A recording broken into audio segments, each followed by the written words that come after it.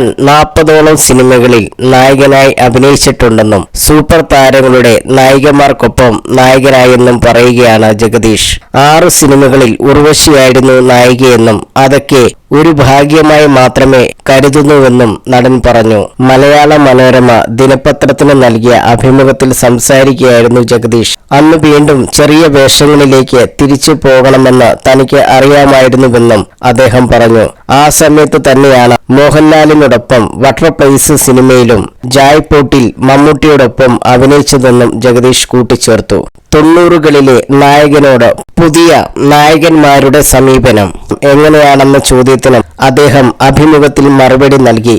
തന്നെ സംബന്ധിച്ച് ഓരോ സിനിമയും തനിക്ക് ഓരോ ക്യാമ്പസാണെന്നും തന്നെക്കാൾ ഇളയവരായ സംവിധായകരും എഴുത്തുകാരുമാണ് തന്റെ അധ്യാപകരെന്നും ജഗദീഷ് കൂട്ടിച്ചേർത്തു. കുഞ്ചാക്കോ ബോബൻ, പൃഥ്വിരാജ്, ആസിഫ് അലി, ടൊവിനോ, ബേസിൽ, ഉണ്ണി മുകുന്ദൻ, ഷറഫുദ്ദീൻ ഇവരെല്ലാം ഞാനുമായി വളരെ അടുപ്പവും സ്നേഹവും ഉള്ളവരാണ്. പടങ്ങൾ കഴിഞ്ഞാലും വിളിക്കും, കഥാപാത്രത്തെക്കുറിച്ച് സംസാരിക്കും. എന്നെ സംബന്ധിച്ച് ഓരോ സിനിമയും എനിക്ക് ഓരോ ക്യാമ്പസാണ്.